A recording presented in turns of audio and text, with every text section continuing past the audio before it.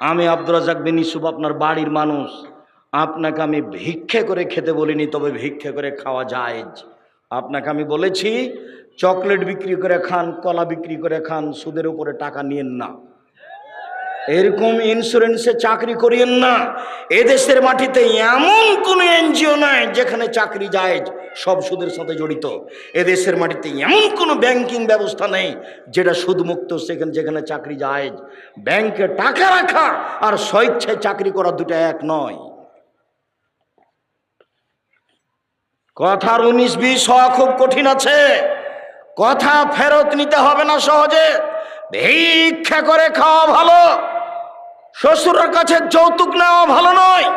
ভিক্ষা করে খাওয়া ভালো, কিস্তিতে টাকা তোলা ভালো নয়। ভিক্ষা করে খাওয়া ভালো, সুদ খাওয়া ভালো নয়। সুদ চিরদিনের জন্য জঘন্য।